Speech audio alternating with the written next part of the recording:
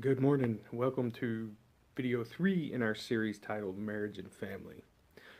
The last two topics were more focused on a relationship with the spouses. It could be applied to our kids, but today's message is going to be focused more on our children and how we interact with them and how we raise them. So, hope you're looking forward to today's message. Hey, be sure and like, share, comment. Check out our YouTube channel, Daily Drink Ministries, and get the word out about these videos. So today's message is titled Relationship Focus.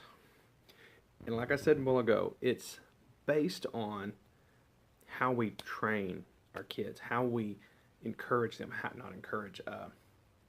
teach them and build them up. In 1 Corinthians 13, verse 11, it says, I'm on the wrong page in my Bible. 1 Corinthians 13, verse 11, it says, "When I was a child, I spoke and thought and reasoned as a child. But when I grew up, I put away childish things." I know some adults who are still children. Notice it says, when I grew up. It doesn't say when I got older, okay? I know some children who are very responsible, who had to mature based on their surroundings and situations and things of this nature. They're very mature for their age. And I know some adults who are very immature. So, with that said, I want to keep in mind when you're raising your children, there's teaching, there's correction, and there's punishment. Three very different things. But I want you to ask yourself, do your children know the difference when you're applying these? Or do they just feel like they're all the same thing? We as parents have got to be careful to not lose focus of our relationship with our children and get too focused on what they did wrong or what we're trying to teach them or punishing them. You know, there's different times for these situations, and we have to see that.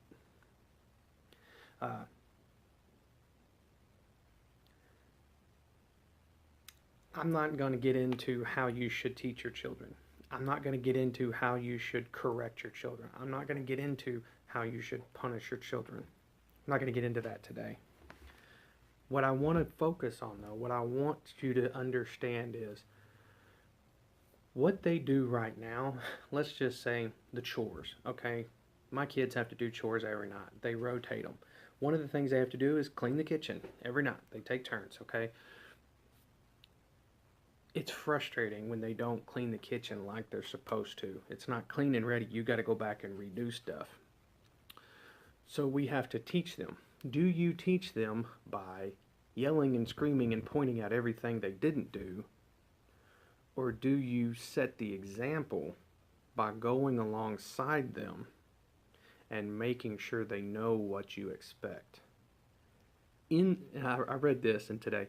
Inspect. When you're checking their chores and things like that, you should inspect based on what you expect. We do that as ourselves and we don't even realize it. We hold ourselves as adults, okay, I want this done. I'm going to clean the kitchen this way. It's going to look like this. I'm going to put things here. But we don't tell the kids this. We just go, clean the kitchen. And we expect it to look how we left it. They're kids. They're going to leave it how they see it from their perspective. Now, I'm not saying that's good or bad. I'm just saying we as adults need to make sure, teach them what our perspective is and what we expect them to do. That's what I'm trying to say with that. But in the grand scheme of things, doesn't matter. What are we teaching them? Are we teaching them how to clean the kitchen? Or are we teaching them to look at the expectations of other people or the requirements of their superiors and to fulfill those requirements? See what I'm saying? Now let's get into when they don't fulfill those requirements, when they do mess up, what do? Right? In Ephesians chapter 6, verse 4, Paul tells us, "Don't provoke your children to anger, by the way you treat them. Rather, bring them up with the discipline and instruction that comes from the Lord. Don't provoke them to anger.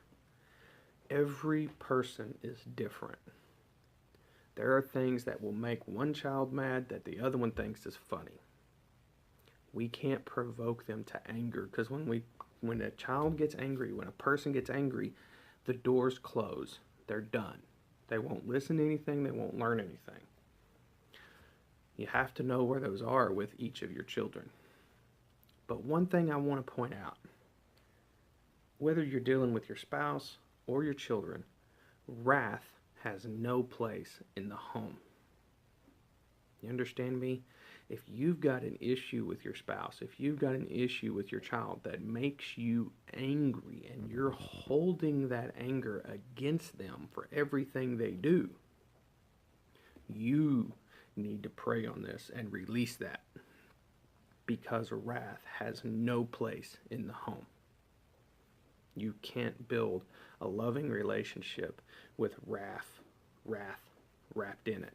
You can't do it. It will tear apart every time. So, with that said, look at what Jesus did with the disciples. He taught with them for 3 years, and in those 3 years, they made him angry. They did stupid stuff. They asked him dumb questions again and again and again, and he's going, seriously? But what did he do? He practiced patience and understanding. He listened to what they had to say. He didn't just cut them off with his viewpoint. This is what I saw. I know because I'm Jesus. He listened to what they had to say, and then he taught them based off their viewpoint. Do you do that with your children? Do you keep the relationship that you have with them in focus while you're trying to correct them when they've done something wrong? Not punish, correct. Now, if they've screwed up to the point of requiring punishment, then you are to discipline them. Ephesians chapter 4 says that. Bring them up in discipline and instruction. That comes from the Lord. So I'm not saying you don't discipline your children, because sometimes you got to. They got to learn. But here's what we come down to today. Do you listen to your children with an empathetic ear? Remember, we talked about empathy and communication a few days ago. Or do you shut them out and only see things from your point of view? I wrote this down in my notes, and this is my daily drink for today. In the grand scheme of life, does it matter that they didn't clean the kitchen just right? Does it matter that they didn't clean their room in the grand scheme? In the short amount of time that you, as the adult, as their parent, have with your child, the relationship you establish will be more influential in their life than any task that you're trying to teach them to do. Keep that in mind when you think about your relationship with your kids, and keep their relationship in focus. Listen to them with an empathetic understanding. Accept them unconditionally, even when they screw up, and keep the relationship in focus. That's my daily drink for today. Y'all be blessed. We'll see you tomorrow.